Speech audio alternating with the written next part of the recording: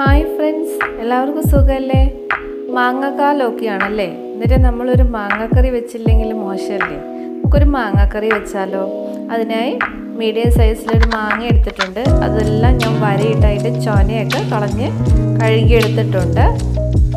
ഇനി നമുക്ക് തൊലിയൊക്കെ കളഞ്ഞ് വൃത്തിയാക്കി എടുക്കാം. ഞാൻ തൊലിയൊക്കെ കളഞ്ഞ് കഷ്ണങ്ങളെല്ലാം മുറിച്ചെടുത്തിട്ടുണ്ട്. ഇനി നമ്മളിത് നീളത്തിൽ കട്ട് ചെയ്തെടുക്കണം. വീഡിയോ കാണുന്ന പോലെ നീളത്തിൽ മാങ്ങയെല്ലാം കഷ്ണങ്ങളാക്കി എടുക്കണം.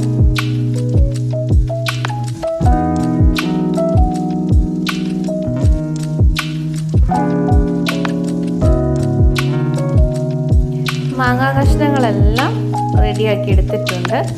ഇനി നമുക്കിതിലേക്ക് ഒരു മീഡിയം സൈസ് സവോളയാണ് വേണ്ടത്. അതെല്ലാം ഞാൻ വളരെ കനം കുറച്ച് അരിഞ്ഞെടുത്തിട്ടുണ്ട്. പക്ഷെ ഇത് നമ്മൾ നേരിട്ട് ചേർക്കുന്നില്ല. നമ്മളൊന്ന് ആവി കയറ്റി വാട്ടിയതിന് ശേഷമാണ് ചേർക്കുന്നത്. കാരണം ഈ മാങ്ങ ഒന്ന് തിളച്ച് തുടങ്ങുമ്പോഴേക്കും നന്നായി വേവും.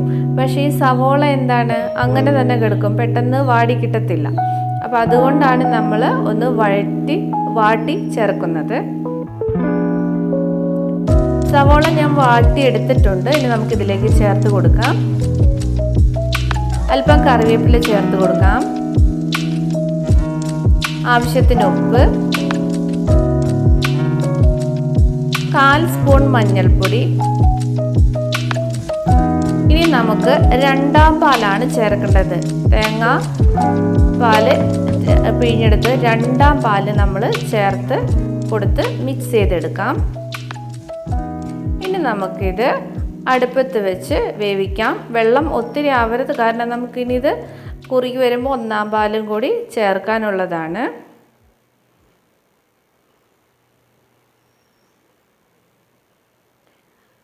മാങ്ങയെല്ലാം തിളച്ച് തുടങ്ങിയിട്ടുണ്ട്.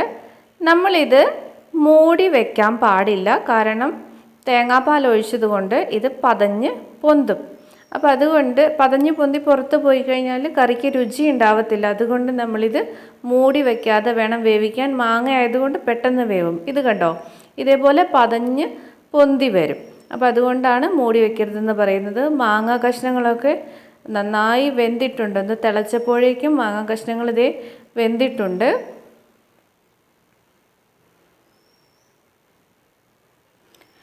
ഇനി നമുക്ക് ഒരു പച്ചമുളക്, അധികം എരിവില്ലാത്തൊരു പച്ചമുളക് എടുത്തിട്ട് ചെറുതായി ഇങ്ങനെ കീറിയിട്ട് കൊടുക്കണം.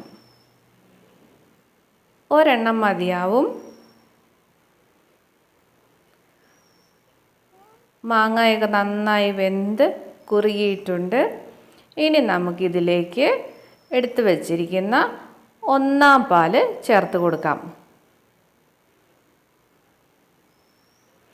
ഇനി നന്നായി തിളപ്പിക്കണം.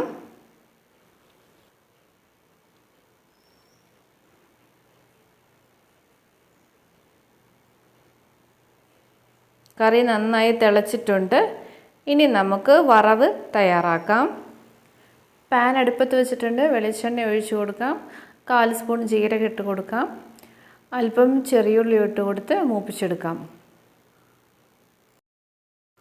ഇനി നമുക്കിതിലേക്ക് 2 വറ്റൽമുളകും മൂപ്പിച്ചെടുത്ത് സ്റ്റൗ ഓഫ് ചെയ്ത് 1/4 സ്പൂൺ മുളക് പൊടിയും ചേർത്ത് കറിയിലേക്ക് മിക്സ് ചെയ്തെടുക്കാം.